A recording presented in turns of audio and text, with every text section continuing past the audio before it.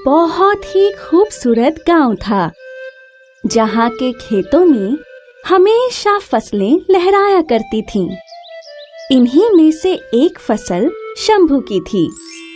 शंभू 3 महीनों तक कड़ी मेहनत करता, तब जाके उसके खेत में फसल लहराया करती थी। जब खेत जोतने का समय नजदीक होता, तो शंभू बहुत खुश हुआ करता था अपनी फसलों को देखकर।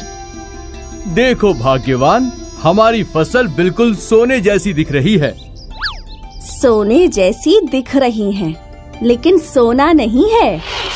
तुम्हारा तो हमेशा ही मुंह चढ़ा रहता है। कभी फसल को देखकर खुश भी हुआ करो।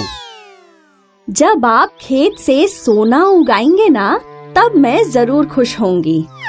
आप जो कुछ भी उगाते हो, उससे तो मुश्किल से हमारा घर चलता है। शादी के समय में कितने अरमान लेके आई थी कि मेरा पति मुझे गहनों से लाद देगा, लेकिन सब अरमान टूट गए। शंभू की पत्नी उसे हमेशा ताने मारा करती थी। कुछ महीने बीत गए और आज शंभू खेतों की जुताई कर रहा था। उसने अपनी कुदाल उठाई और जमीन पर मारी, तो उसकी कुदाल किसी चीज से टकराई। शंभू ने अपने हाथों से आसपास की मिट्टी हटाई और उसे वहां एक मिट्टी का घड़ा मिला। ये यहाँ कैसे आया? खैर कोई नहीं, इसे अपने साथ घर ले जाऊंगा। शंभू ने घड़े को बगल में रखा और वापस खेत जोतने लगा। सुबह से दोपहर तक मेहनत कर वो बहुत थक गया था।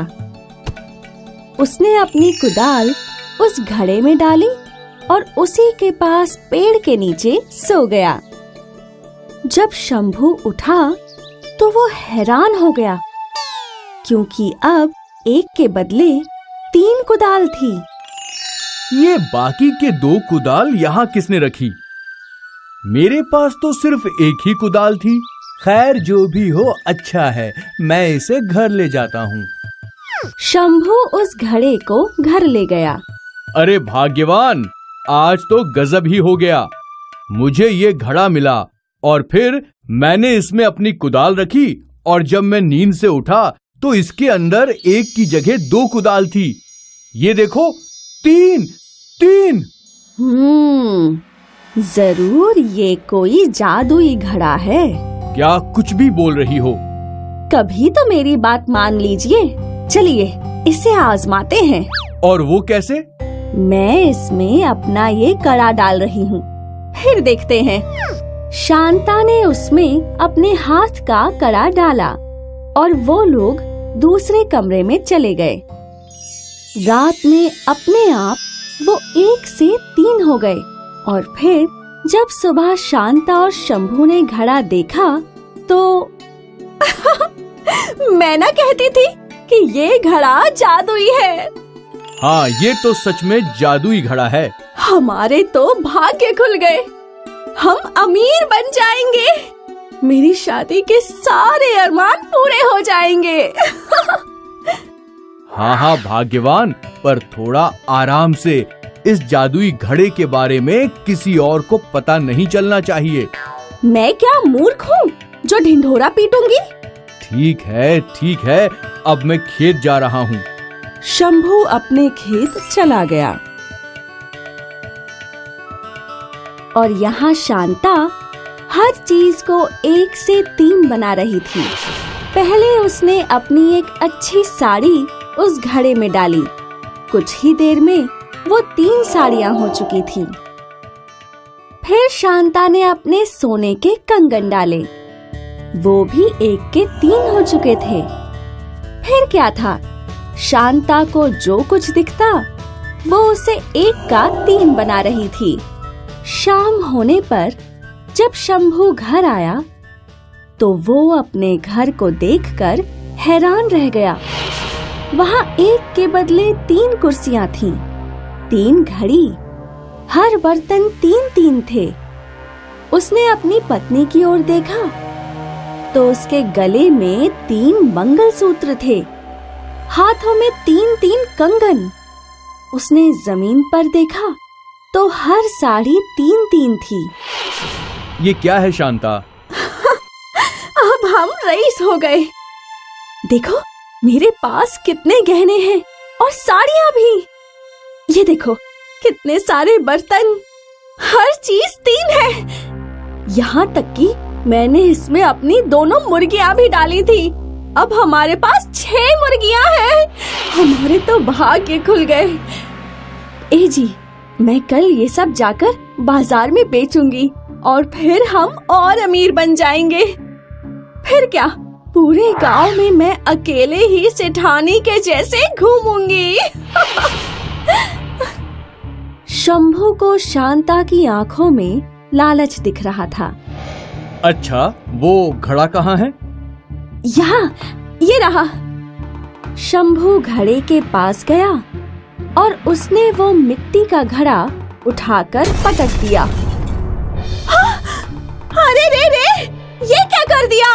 मेरा जादुई घड़ा, मेरे अमीर बनने का सपना, आपने सब कुछ तोड़ दिया। तुम लालच में अंधी होती जा रही थी। अच्छा है मैंने समय रहते ये आफत का घड़ा तोड़ दिया, वरना ना जाने तुम क्या अनर्थ कर बैठती। शंभू ने अपनी पत्नी शांता को लालच में बहने से बचा लिया और इस कहानी ने हमें ये सिखाया कि जरूरत से ज्यादा लालच हानिकारक होता है।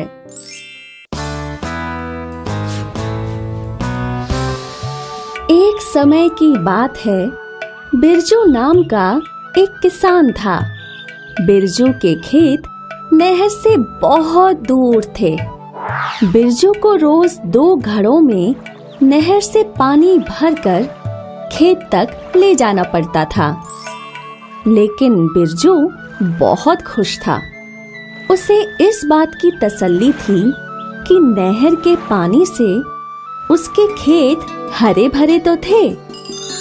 लेकिन बिरजू की पत्नी दीपा को हमेशा ये शिकायत रहती थी कि बिरजू को बहुत कष्ट उठाना पड़ता था। आप कितनी मेहनत करके इतनी दूर तक पानी लाकर इन खेतों को सींचते हैं। अब किसान हूँ तो खेती तो करनी पड़ेगी ना, और मैं तो इसी में संतुष्ट हूँ कि मेरे खेत हरे भरे हैं। आप जो भी बोले, लेकिन मुझे आपकी ये मजदूरी बिल्कुल नहीं पसंद। बिरजू फिर भी रोज घड़ों से पानी लाता गया। एक दिन की बात है, बिरजू ने घड़े उठाए और उसने देखा कि एक घड़े के ऊपरी हिस्से में एक छेद हो गया था। लेकिन वो देख बिरजू मुस्कुराया। बिरजू घड़े लेकर नहर पर गया और रोज की ही तरह उसने घड़ों में पानी भरा और उन्हें अपने कंधों पर लाद कर लौटने लगा। जो घड़ा फूटा हुआ था उस घड़े में से पानी चूने लगा, लेकिन बिरजू फिर भी नहीं रुका। वो खेतों तक पहुंचा और उसने देखा कि एक घड़ा तो भरा हुआ है पर एक आधा खाली है। बिरजू ने बचे हुए पानी से खेत सींचा। हर रोज बिरजू को 6 बार घड़ों से पानी लाना पड़ता था, लेकिन अब उसे 8 बार पानी लाना पड़ रहा था। ये देख उसकी पत्नी दीपा बोली, इस फूटे घड़े को फेंक क्यों नहीं देते?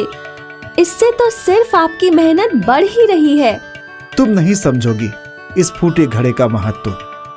वक्त आने पर तुम्हें जरूर बताऊंगा। बिरजू फिर भी अपने दोनों घड़ों से खेत को सींचने के लिए पानी लाता रहा।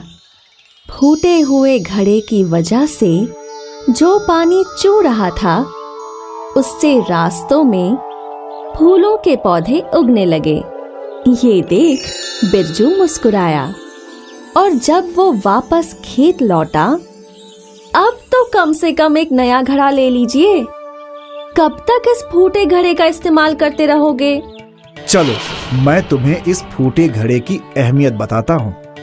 बिरजू दीपा को उसी रास्ते ले गया।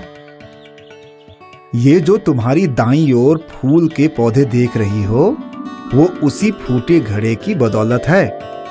अगर उस फूटे घड़े से पानी ना छलकता तो ये फूल भी नहीं उगती, समझी? दीपा फूलों को देखने लगी और जैसे ही उसने एक फूल की पंखुड़ी छुई, वो फूल खिल गया और उसमें से एक नन्ही सी परी बाहर आई। बिरजू, तुम बिल्कुल सही थे कि हर चीज जैसी होती है वैसी ही उसे स्वीकार करनी चाहिए। तुम्हारे उस फूटे घड़े की वजह से मेरा जन्म हुआ है और इसीलिए मैं तुम्हें एक ऐसा कुआं देती हूँ जिसका पानी कभी खत्म नहीं होगा। शुक्रिया दीपा। नन्ही परी उड़ गई।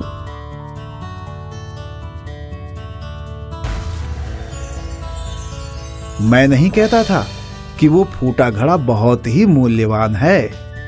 हाँ जी, और आज उसी फूटे घड़े की वजह से हमारी सबसे बड़ी समस्या हल हो गई। हमें अपना खुद का कुआं मिल गया।